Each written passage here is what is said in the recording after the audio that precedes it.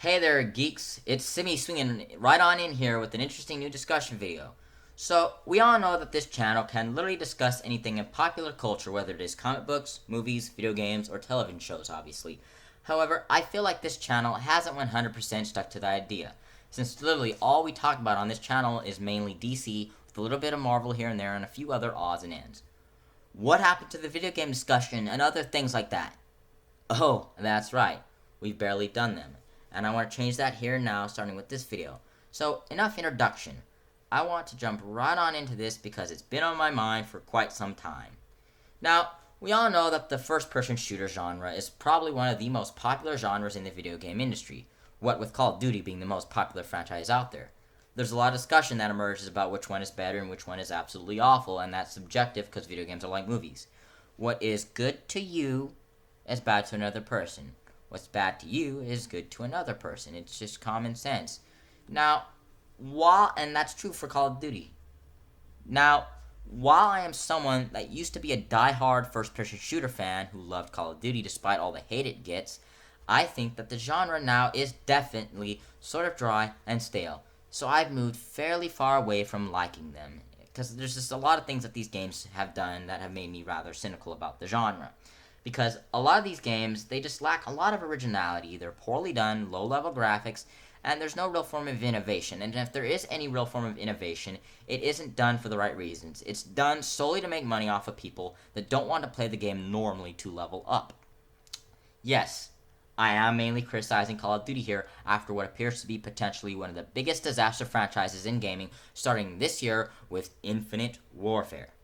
What started out as one of the best franchises during my childhood has died after Black Ops 2, and it really does pain me to say that.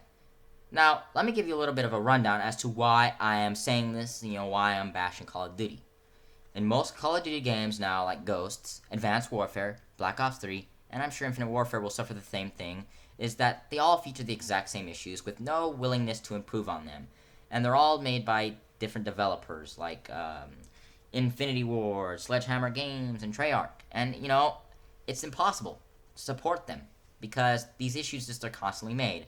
These games, they just feel completely unfinished based on the amount of bugs that you can find in their campaigns and multiplayers. All of which should have been hammered out before release. And if it weren't possible, then just push the game back to a later date so you can polish it some more. Or just cancel it because there's clearly nothing working.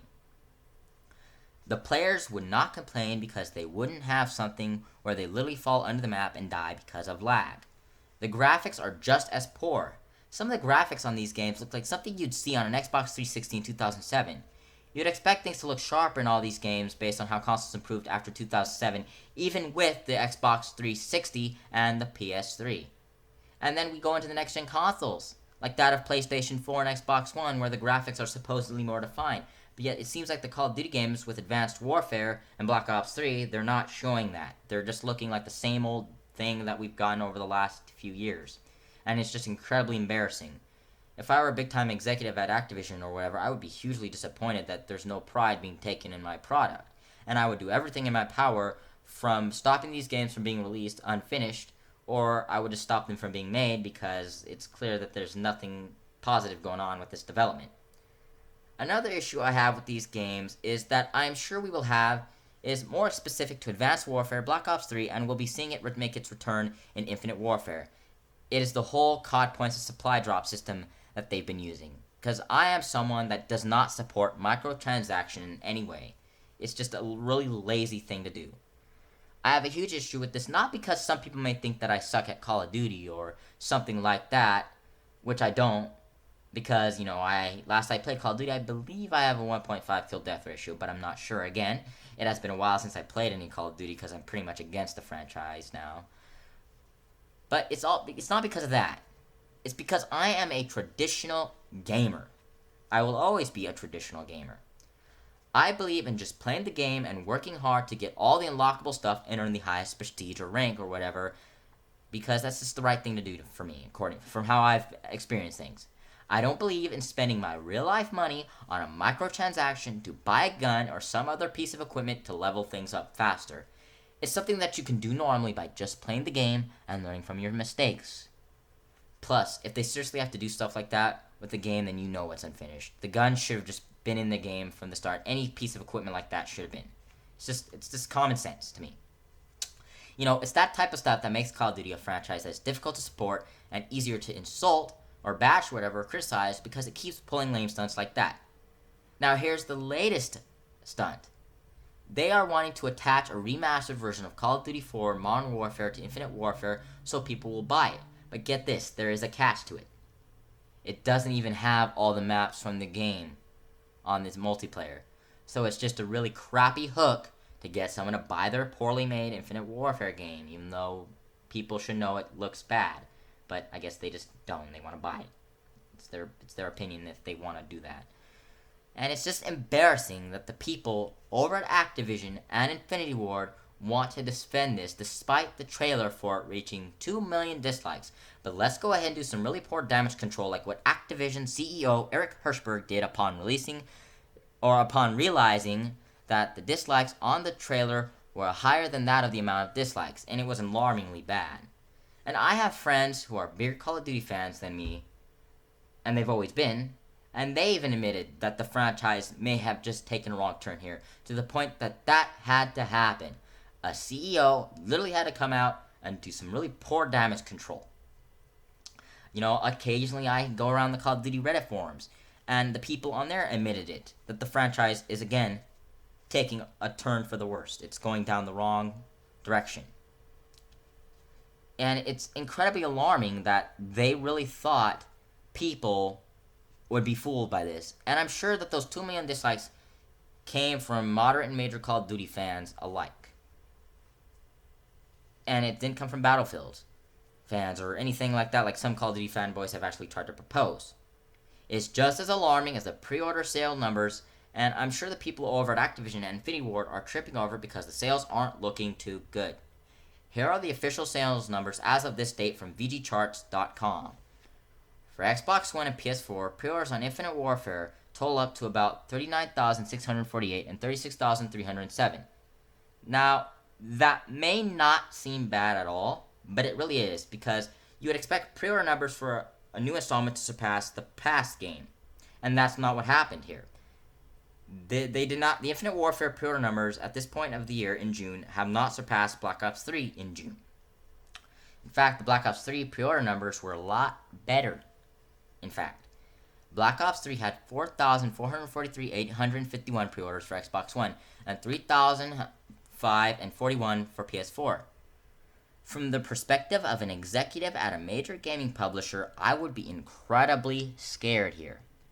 Now, obviously those numbers would change by November and by E3, which starts on the 14th of this month, where we will see more footage in which they will spin up some fantastic way to make the game look better.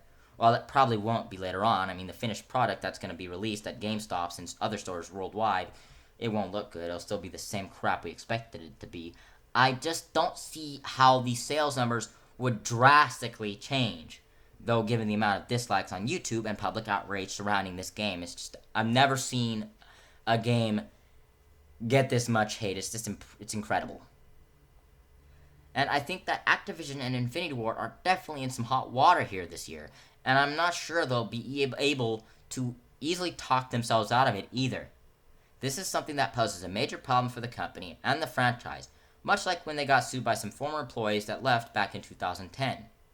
Those employees would later go on to form Respawn Entertainment, which works with Activision's biggest competitor, EA. The competitor, which is planning on putting out a very promising new addition to the Battlefield franchise with Battlefield 1 and Titanfall 2. On top of that, we also have Mafia 3 and Watch Dogs 2 coming out in October and November of this year as well. So they've got a lot of competition that could very well easily bury them and drown them out, because people are looking to find games that they will enjoy in an effort to escape this game, because it seems like everyone else is putting care into those games, but Activision and Infinity Ward, they're not doing anything for these games. They're just making the same old microtransaction, glitchy, poorly undercooked game every year.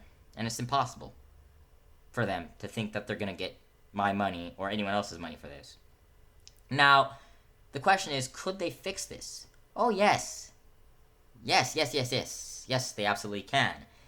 They can do like Ubisoft is doing with their Assassin's Creed franchise And after the whole Syndicate and Unity games didn't pan out as well because the sales for those games were abysmal, people thought the franchise was dead. It really wasn't. Ubisoft realized that they had made a mistake and they fixed it. Now we don't have an Assassin's Creed game coming out this year because they push back the game. They want to polish the product, make it a stronger project that holds up well. It's not undercooked, it's not unfinished. The graphics are beautiful, and the players can experience something noteworthy and fresh. But in the meanwhile, they can promote a different game like Ubisoft is with Watch Dogs 2. So Activision can easily find or define a new game that they can promote at E3 and whatnot that isn't Call of Duty, and while they work on making Call of Duty great again. Yes, I'm quoting someone that has been saying that, and a lot of people are actually saying that too, and I think that Call of Duty could be great again. It could be a great franchise, but with poor direction like this, and if it continues, the Call of Duty franchise will be dead.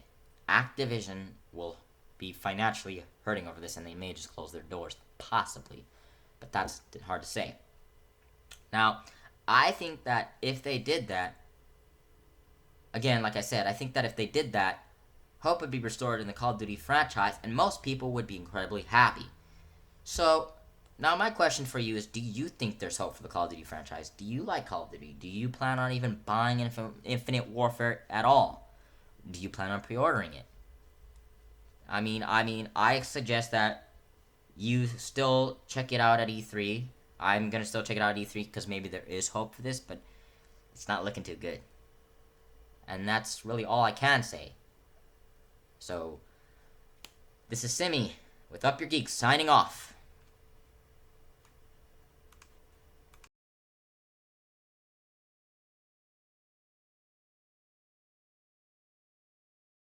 Thanks for watching, geeks. If you liked this video and wanting to see more, then like, comment, subscribe. Make sure you check out our other videos too.